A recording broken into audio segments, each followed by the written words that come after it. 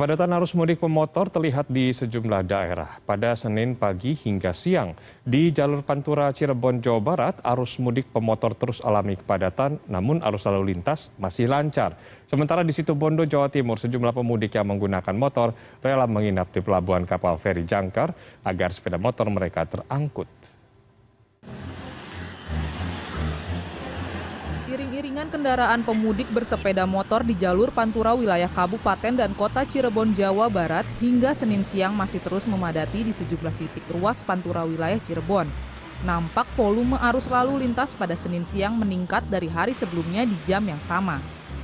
Sejumlah persimpangan lampu merah menjadi titik penumpukan kendaraan. Nampak di antara pemudik yang menggunakan sepeda motor membawa anak-anak. Meski terus mengalami kepadatan, arus lalu lintas pemudik relatif lancar. Di Situbondo, Jawa Timur, pemudik yang menggunakan sepeda motor juga memadati dermaga pelabuhan kapal feri Jangkar Situbondo pada Senin siang.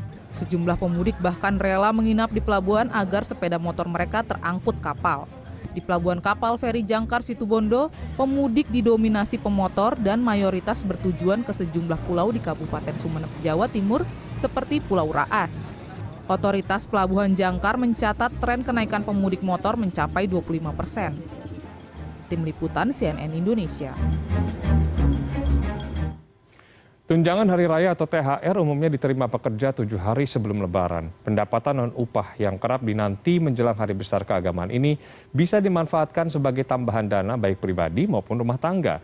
Lalu bagaimanakah cara mengelola THR agar tidak numpang lewat setelah diterima?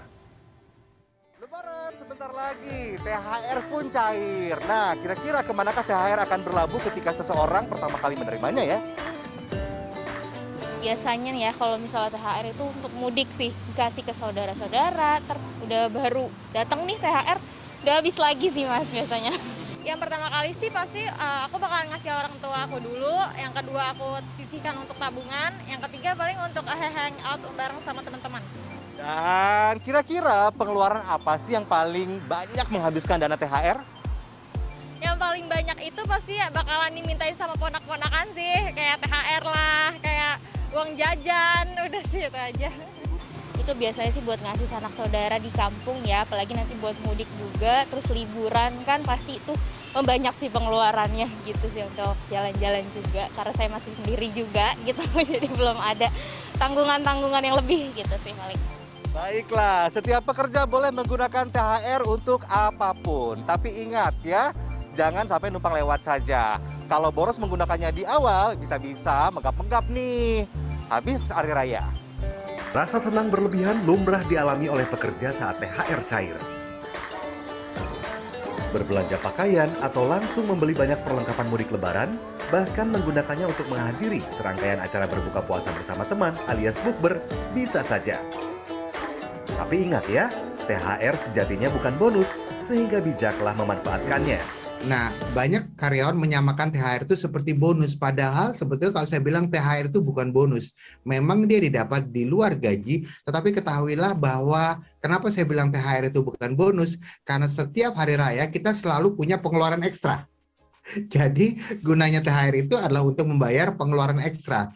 Tapi kalau THR digunakan untuk hal-hal di luar pengeluaran rutin atau hal-hal ekstra, tapi di luar lebaran, mendingan jangan. Agar dana THR dapat bermanfaat seoptimal mungkin, ada sejumlah tips bagaimana mengelola THR dengan bijak nih. Bagi pengeluaran THR kita sesuai prioritas-prioritas yang saya sarankan berikut ini. Jadi pertama adalah gunakan THR tersebut untuk membayari THR pekerja yang bekerja di rumah kita, kalau memang ada. Untuk prioritas kedua adalah untuk membayari mudik lebaran kita, transportasi mudik lebaran kita, kalau memang kita mudik lebaran. Prioritas ketiga adalah untuk makan dan minum acara lebaran. Atau misalnya, kalau misalnya kita pulang kampung misalnya, ya gunakan prioritas ketiga ini, uangnya untuk makan dan minum acara lebaran yang diadakan oleh orang tua kita. Ini kemudian yang keempat. Keempat ini adalah untuk namanya amplop atau angpau lebaran. Yang kelima adalah gunakan THR tersebut untuk membiayai rekreasi atau untuk mengentertain keluarga Anda selama libur lebaran. Selain kelima prioritas tadi, THR juga bisa dimanfaatkan untuk dana darurat pribadi atau bahkan membayar berbagai kewajiban lain termasuk utang. Jadi kalau misalnya kita yakin ada pos yang bisa kita kurangi, silakan menggunakan jatah itu untuk membayar utang-utang kita. Tapi ada catatannya, tentunya utangnya adalah utang-utang yang memang sudah jatuh tempo, tapi belum kita bayar. Sudah jatuh tempo, tapi belum kita bayar. Sebelumnya, pemerintah telah menggelontorkan dana 34,4 triliun rupiah untuk pemberian THR bagi ASN, TNI, Polri, serta pejabat negara di bawah eselon 2 menjelang Lebaran tahun 2022. THR diberikan sebagai bantalan ekonomi masyarakat untuk digunakan membiayai pengeluaran ekstra menyambut Hari Raya. Sebaiknya Anda mengalokasikan dana THR untuk hal-hal yang esensial.